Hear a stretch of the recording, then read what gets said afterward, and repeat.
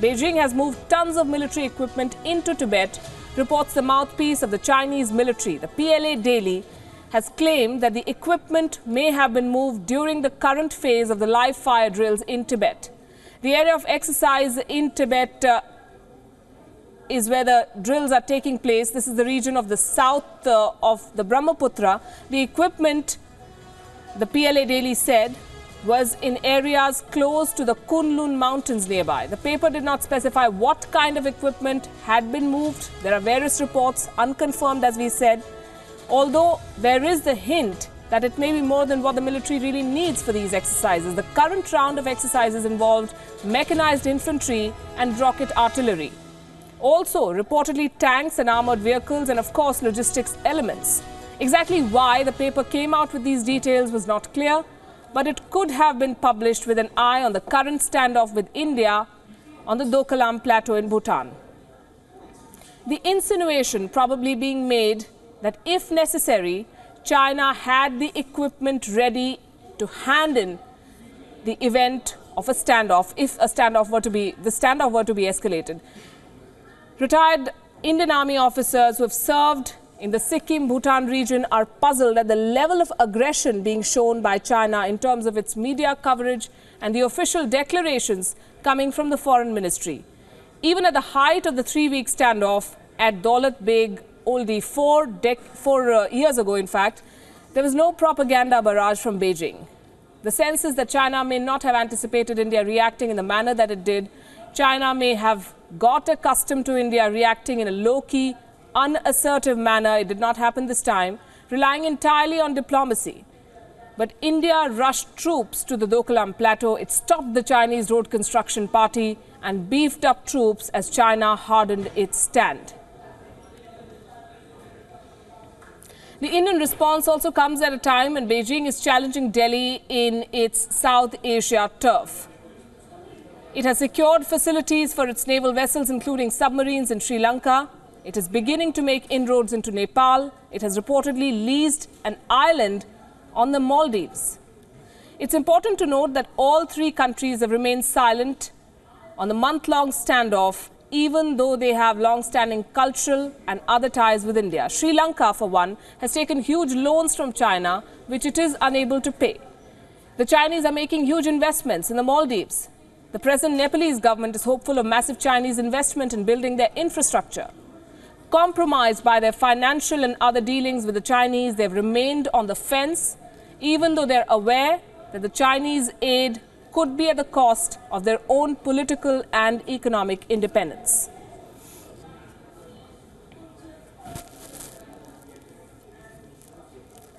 Joining us this evening, Professor Madhav Nalapat. He's a China expert. He wears many hats. He's a professor at the Manipal University. He's also someone who is a UNESCO Peace Chair, a board member of the India-China-America Institute. Good evening, Professor Nalapat. Good to have you on the show. Also with us from Beijing, Professor Long Xinshun. He is the director of the Center of India Studies in Beijing. He's someone who has written extensively about the Doklam standoff in Global Times. Good to have you on the show. Good evening to you. Professor Nalapat, let me begin with you. What do you make of these developments? What do you think China is trying to do here? Is it just trying to build pressure, or does it mean business when it builds up troops in this manner? Well, Palki, you've seen these Pakistani reports, false reports about the Chinese opening fire and sending rockets in Sikkim. And you've seen a constant build-up in the Chinese media about almost talking about imminent action. I think this is part of that kind of pressure tactics. The Chinese would be very happy if Indian troops were just to pack up and go, as they have on so many occasions in the past. They are a bit surprised that Indian troops are there, frankly, because that's not the usual Indian style. And it's not the usual Indian style to continue in the face of very strong opposition by China. So they are bringing the pressure up. But I think the Chinese are well aware of the very harmful consequences, including to themselves, if there is any actual conflict. Professor Long, you've written about this standoff. You've called it an invasion by India, I'm quoting from your article, and a violation of Bhutan's sovereignty. I'm going to request you to kindly enunciate. Are you trying to suggest that China is doing what it is to protect the interests of Bhutan? Yes, because the foreign Chinese position is that the donor is Chinese territory, but for Bhutan or India, it's a disputed between Bhutan and China. From Chinese perspective, we can negotiate with Bhutan government. We can solve this bilaterally. We don't accept third party to involve in this dispute.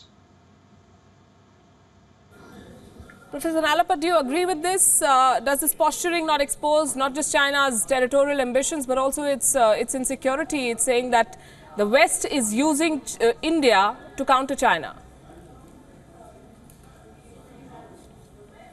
Well, I am rather surprised that he says that, because on so many issues we have taken a line which the West does not like.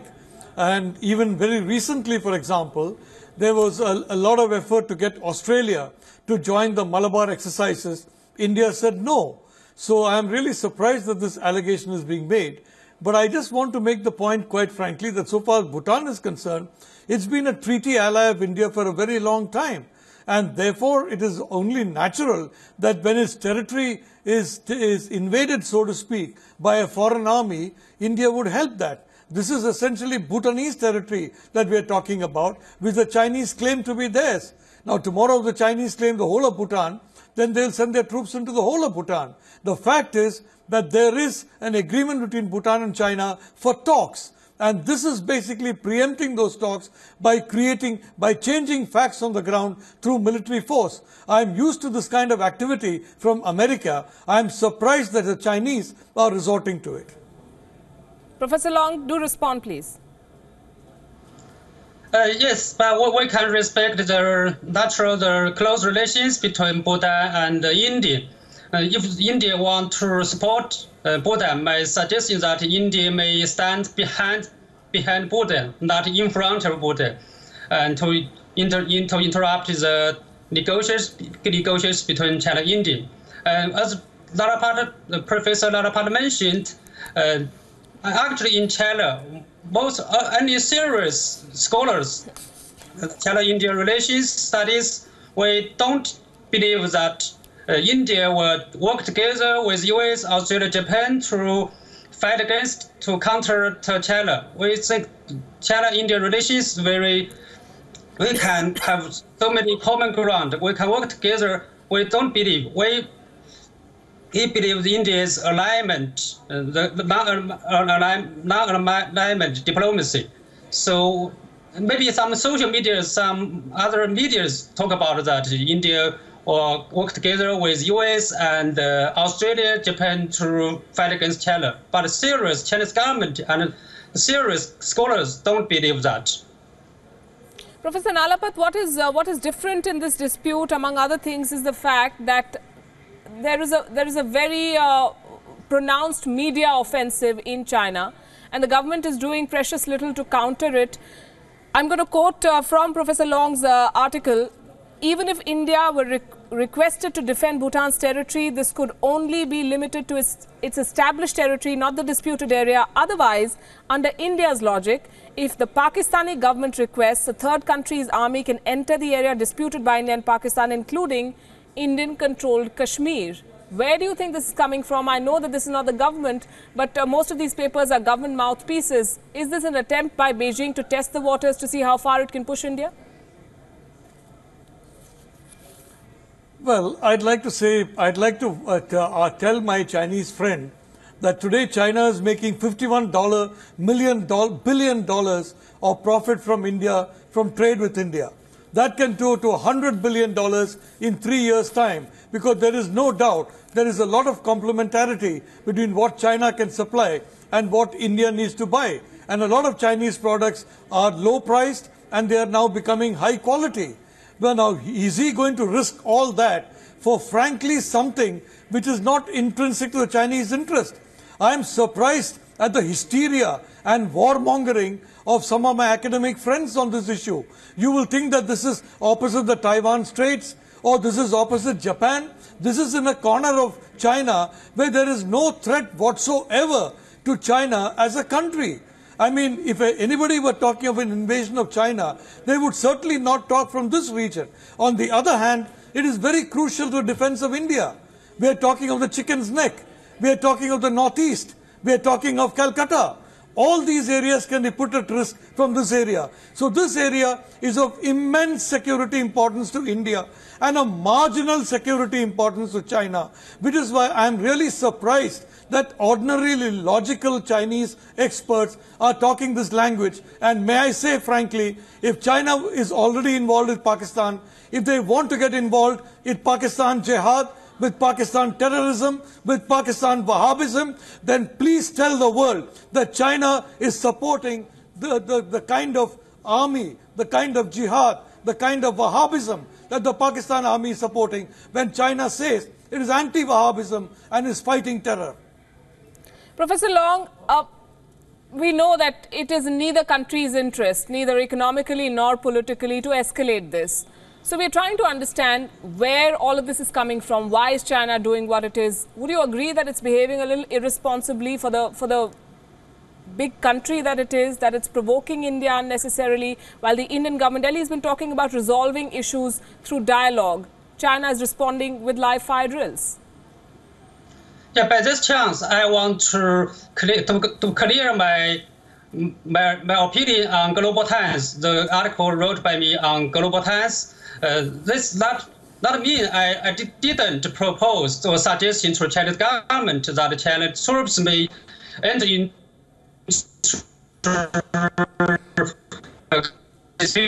just for reject the logic of Indian. So enter into Dongnan, the dispute area between China and Bhutan. I'm not proposed to Chinese government, Chinese troops to enter into the Kashmir, India-controlled Kashmir or Pakistan-controlled Kashmir. Just shows analyze Chinese position that China cannot accept third party involved in bilateral dispute between China and Bhutan. Just like India's position that India cannot accept any third party involved in India-Pakistan dispute. This just for that doesn't permit suggesting Chinese government to Chinese troops to enter into Kashmir. That's so I need to explain my opinion. I think as big part, two largest of the world, two largest developing countries for China and India, I think the development is the most important topic for two countries because India, one third of Indian people are living under poverty line. Our China was also nearly 100 million poor people. So two countries should put more resources on development, that put more resources on arms purchase. Professor Nalapat, the West is watching what is happening here. The US has called for a direct dialogue to diffuse tensions. Do you see that happening anytime soon, given the tone and tenor, given the surround sound? You know, the whole purpose of a dialogue is to come to an agreement. But how do you have a dialogue with a party that says, first you do what we want, first you concede, first you surrender, and then we'll do a dialogue? What's the purpose of a dialogue after that? The tragedy is, whether it's Atal Bihari Vajpayee or Manmohan Singh, they have done this in the case of China multiple times. But today you have Modi. Now, for example, Dalai Lama. There was a huge Chinese uproar when Dalai Lama was going to enter Arunachal. He not only entered Arunachal, he entered with a minister along with him. Then there was a huge uproar that India was not going to attend the OBOR summit. When America came, Japan came, both Trump and Abe obeyed President Xi.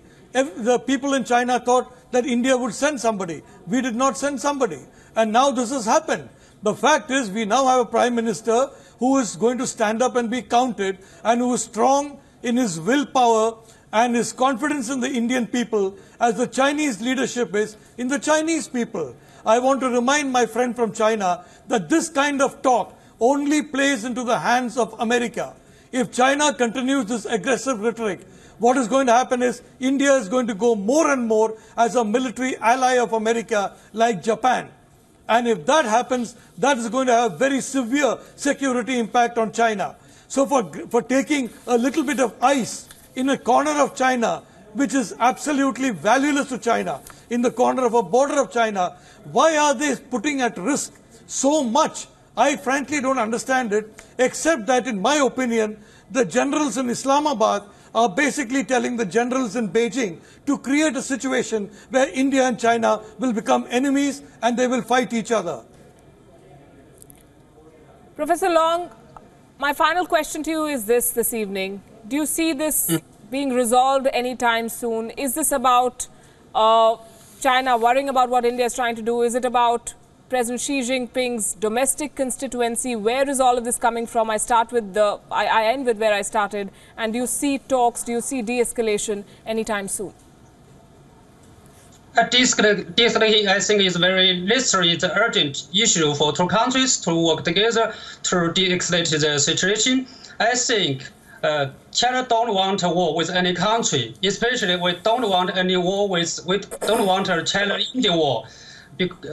Chinese government, especially President Xi Jinping, very, they highlight the relations with India and also cherish the personal relations with Prime Minister Modi. They think two countries should work together to cooperate together and benefit two peoples. So we don't want to have any military conflicts with India. Just to mention, as Professor Lalapal mentioned, the One Belt One Road initiative, there are so many serious misunderstandings on Belt Road initiative. It's just an initiative proposed by Chinese President Xi Jinping to benefit, to invite relevant countries to work together to build mutual connectivity. Relevant countries can benefit from this initiative, and that any country participates, the follower or the One Belt One Road initiative, it's not a favor to China. It's a multilateral regime, multilateral framework for relevant countries to work together to build the infrastructure. So especially, I think it will benefit from India. Is China still smarting from that snub is the question. Is that what has led to the escalation along the border? And isn't that a very, very big price to pay? Isn't that a very high stakes game that China has begun for something like this? I'm going to have to leave it at that. Professor Nalapat, Professor Long, thanks very much for joining us. 5 weeks and counting. The situation there still remains difficult, and there are no signs of